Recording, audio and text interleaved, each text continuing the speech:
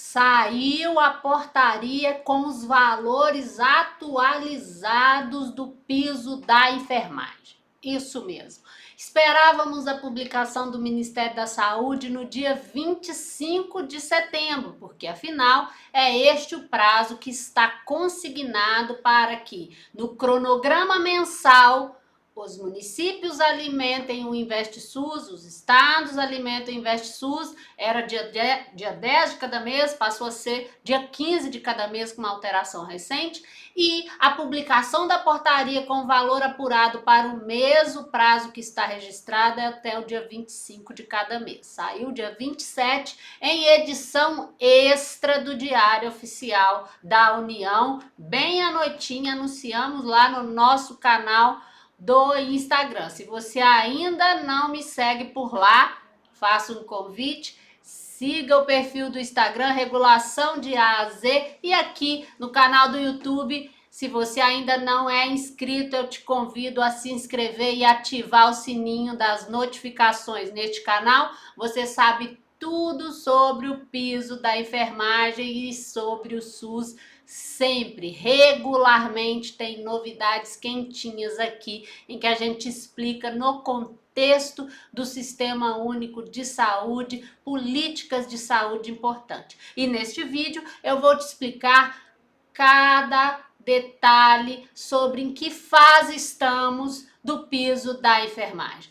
Portaria com os valores apurados por município, por estado, foi divulgada no Diário Oficial da União, identificando o valor a ser repassado a partir das informações que foram recepcionadas no InvestSUS, tanto referente ao retroativo de maio a agosto, quanto referente à competência setembro. E como eu já orientei, aqui no YouTube e lá no Instagram, uma planilha só, a única informação de setembro foi utilizada como base pelo Ministério da Saúde para fazer o acerto maio-agosto e para publicar o valor de setembro, ok? Então, tudo que foi informado lá, o Ministério da Saúde multiplicou por 5. E aí cabe, 5 por quê? Maio, junho, julho, agosto e setembro. Atenção para isso. E cabe agora ao gestor contratante apurar de fato qual que é o valor que deve ser repassado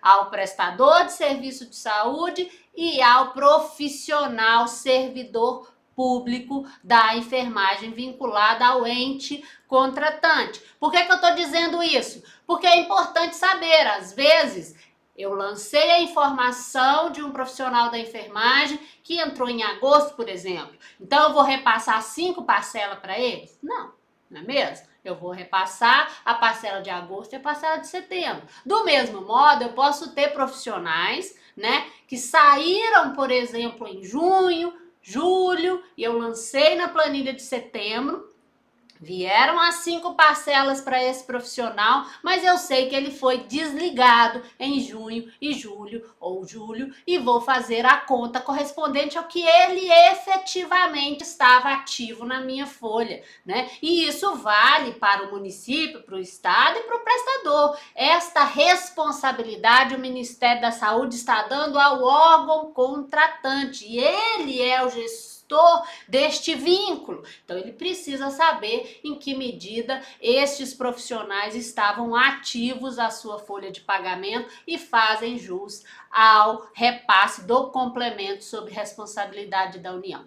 Outra coisa que é importante dizer é que o InvestSUS, hoje, dia 28 de setembro, ainda não tem um relatório com as informações por CPF, tá? Então, muita gente já perguntando, como é que eu sei se o valor está correto? Como é que eu sei por profissional? Só o InvestSUS é capaz de dizer se foi apurado, quanto foi apurado por profissional, por CPF, tá? Então, vamos aguardar a disponibilização deste relatório. Quem consegue ver esta informação? Apenas quem tem acesso ao InvestSUS. Ah, mas eu não tenho acesso ao InvestSUS, eu não sou gestor. A gestão precisa emitir o relatório, né, e repassar ao prestador de serviço de saúde, até porque será com base neste relatório que ele vai poder fazer o lançamento na sua folha e fazer o repasse aos profissionais do valor apurado, tá? Então, outro ponto que é muito importante e pasmem, novo erro. A portaria publicada, ela tem sim ausência de municípios que apareceram na publicação da primeira versão da portaria 1135, que traz agosto, né, maio a agosto, constam municípios lá que não constam na portaria de hoje. E eu já vi em debates em grupos de WhatsApp o Ministério, Fundo Nacional de Saúde, reconhecendo que não sabe o que aconteceu, mas que fato é que alguns municípios não apareceram nesta portaria, que a portaria será republicada, mas que não atrasará o empenho, a transferência aos fundos municipais e estaduais correspondentes.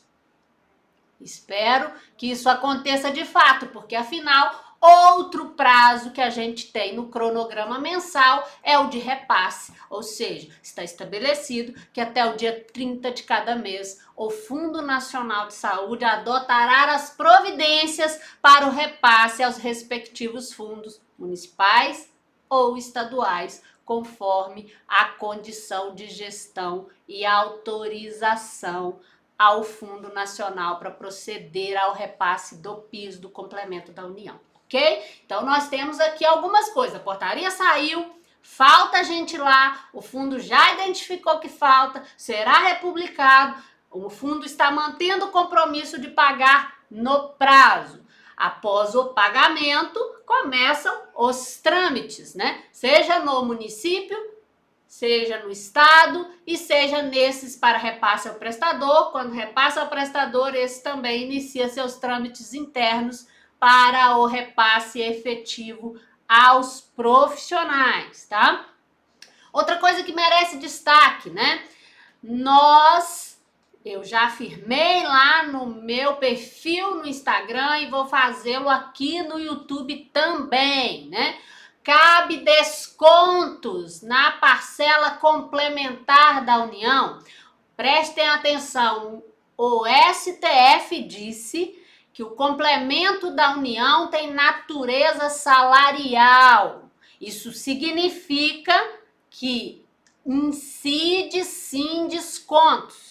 Incide o desconto do INSS, incide o desconto do imposto de renda, como qualquer parcela desta natureza e como qualquer cidadão do Brasil, não é mesmo? Estas são as regras vigentes. E de acordo com o patamar de remuneração que eu tenho, tem as alíquotas do INSS, as alíquotas do imposto de renda, e são elas que devem ser observadas. Importante dizer também que na medida em que eu aplico descontos, eu tenho as obrigações acessórias, não é mesmo? Porque se eu desconto no INSS, eu sei que o INSS tem a parte do trabalhador e tem a parte do patronal, por exemplo, né? O FGTS da mesma forma. Outras obrigações acessórias decorrentes de uma remuneração, de uma gratificação, de um componente fixo, melhor dizendo, na remuneração. Por exemplo, o impacto que esse componente fixo que se tornou o auxílio complementar da União no pagamento de adicional noturno, no pagamento da insalubridade, num terço de férias e tantas outras possibilidades de remuneração, gratificação, vantagens que incidem, que são calculados sobre as parcelas fixas de remuneração do servidor ou do trabalhador. E aí vocês vão me perguntar assim, bom, então eu tenho que reter, bom, então eu tenho que pagar as obrigações acessórias que decorrem desse aumento, né, a partir da aprovação da lei do piso, mas quem vai pagar a conta? A União vai pagar a conta das obrigações acessórias? Ainda não, viu? Por que ainda não?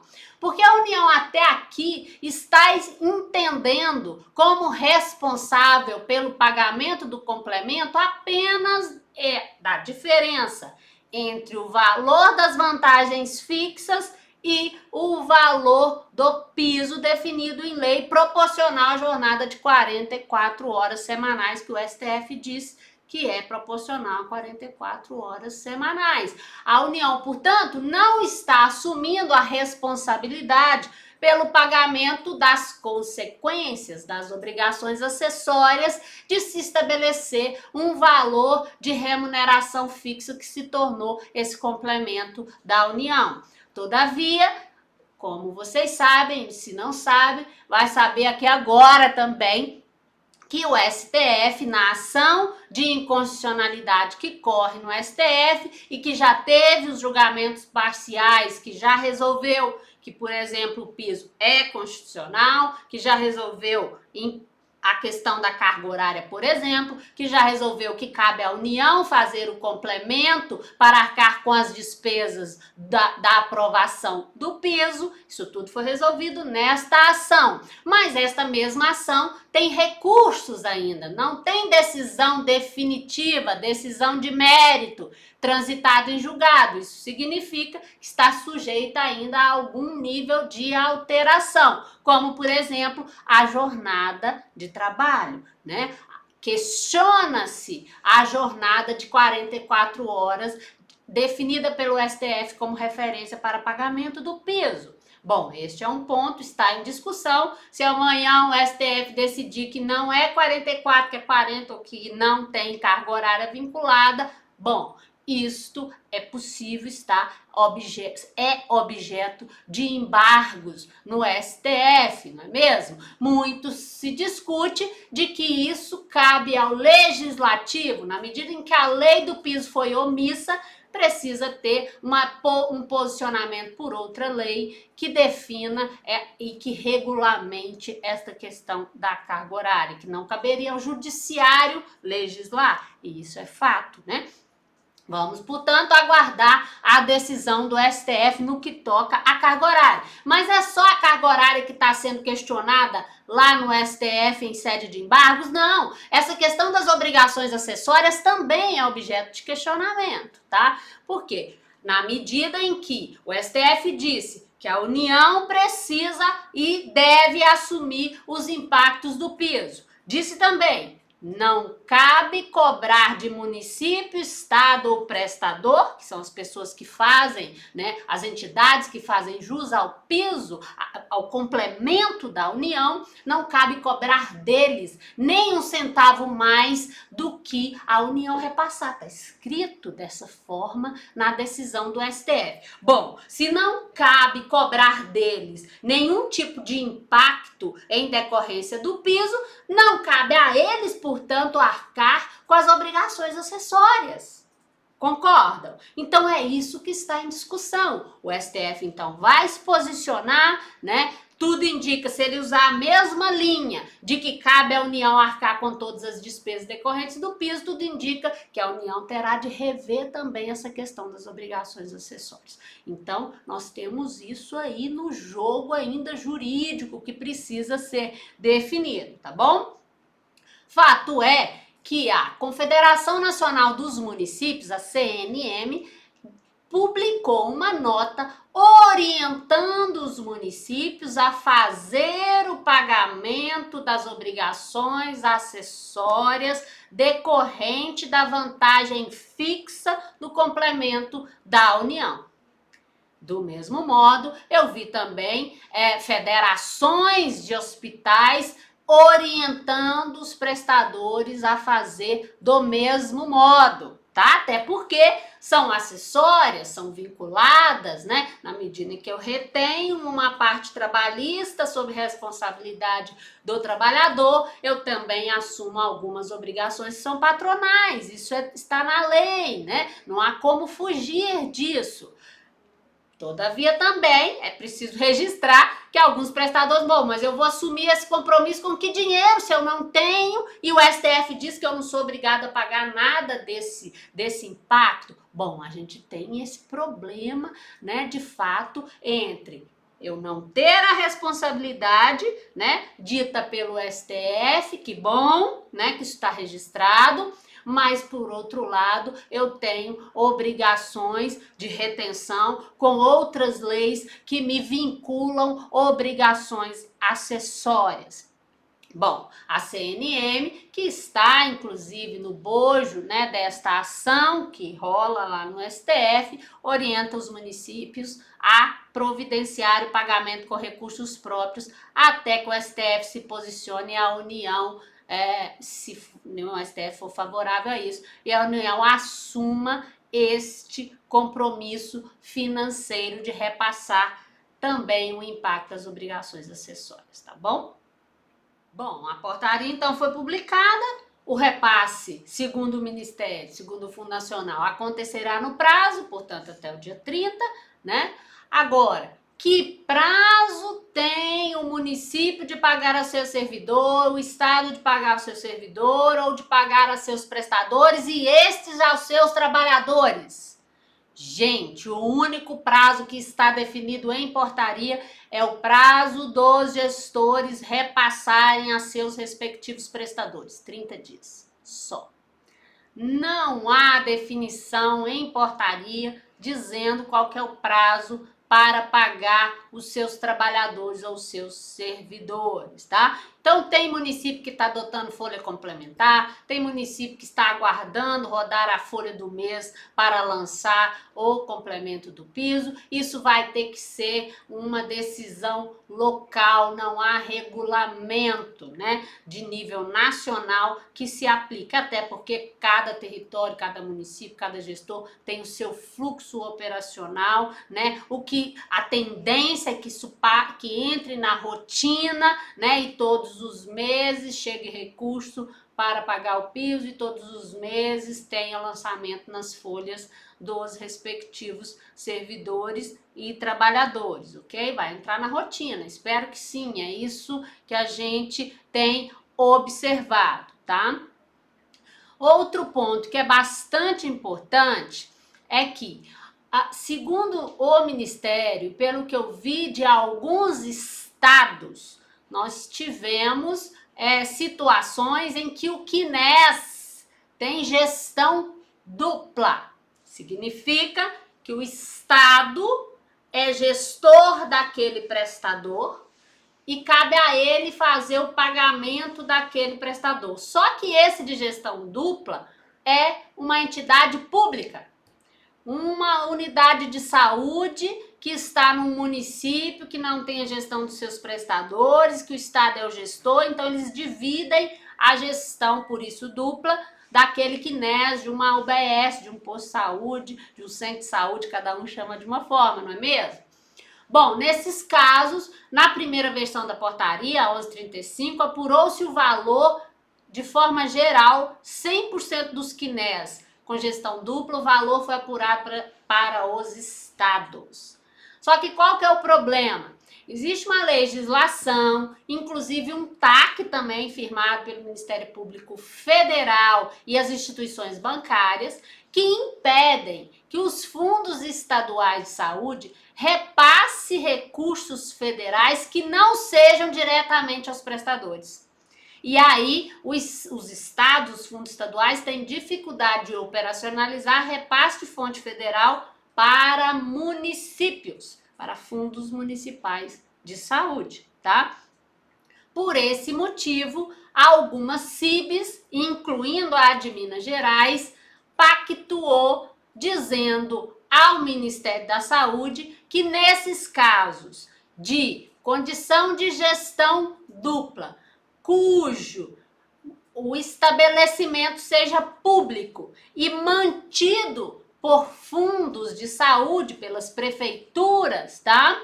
O Ministério deverá fazer o repasse diretamente às prefeituras. E aí, cabe aos municípios alimentar o InvestSUS, caberá ao fundo repassar diretamente aos municípios e estes fazer o repasse aos seus servidores, né, diretamente contratados por eles, tá bom? Então, essa questão da gestão dupla depende de cada circunstância. Se o Ministério for autorizado por CIB a fazer o repasse diretamente ao município, caberá a ele alimentar o InvestSUS, né? A gente sabe que, na medida em que é um servidor público municipal, não faria o menor sentido esse dinheiro ir para o Estado passar para o município apurar e passar para o seu servidor, tá? Então, a CIB de Minas Gerais, por exemplo, pactuou essa semana essa autorização.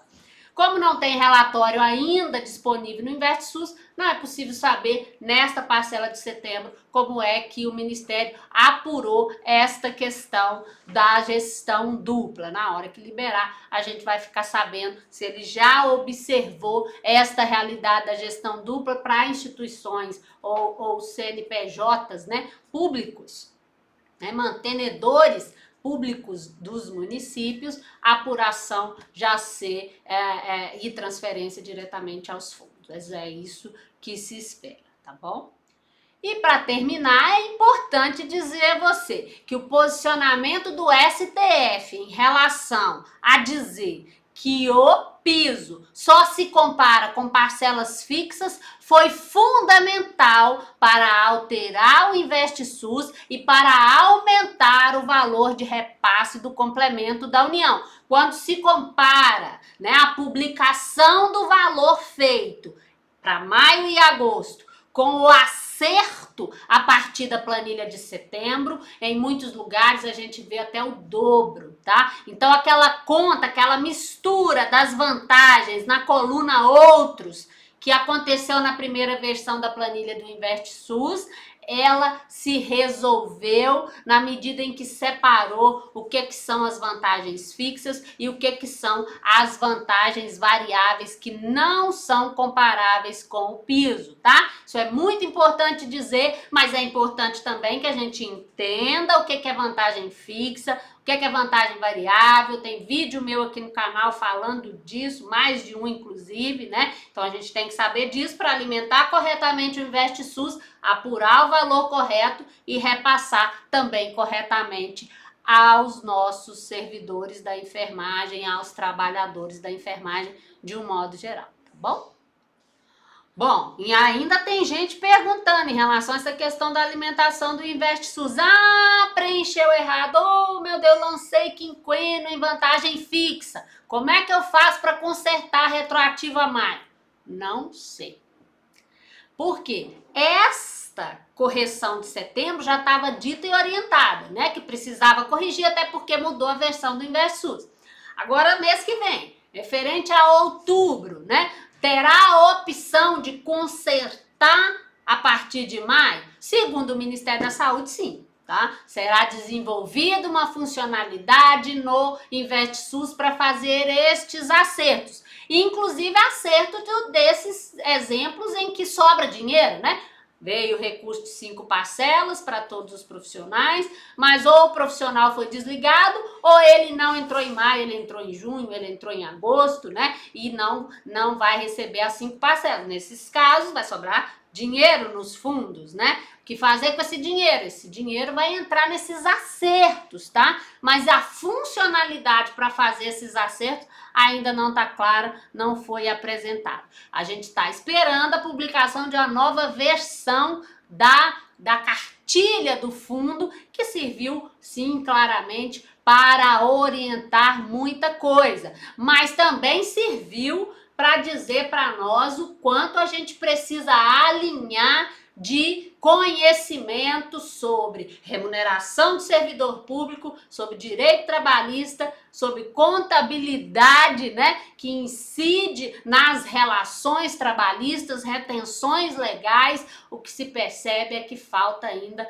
muito conhecimento ou nivelamento de conhecimento, seja nas instituições prestadoras, seja nos municípios do estado, ou mesmo entre os profissionais que ainda não têm a clareza de como é, né? Se eu sou servidor público concursado, o que vale é que eu estar na minha lei local, o município é o responsável pela Constituição Federal a legislar sobre a legislação, sobre o meu plano de cargos, carreiras e salários, e tudo A Bíblia da minha relação com o município está lá no plano de cargos, carreiras e salários, não é mesmo? Ou a Bíblia, se eu sou CLT, né, se eu sou seletista, é a consolidação das leis de trabalho, lá estão assegurados os meus direitos, né? O meu contrato de trabalho é que vai dizer o regramento, o regimento e a legislação nacional que diz sobre as alíquotas, sobre as obrigações, sobre as retenções, as obrigações acessórias. E o que eu percebo é muita confusão na compreensão de cada uma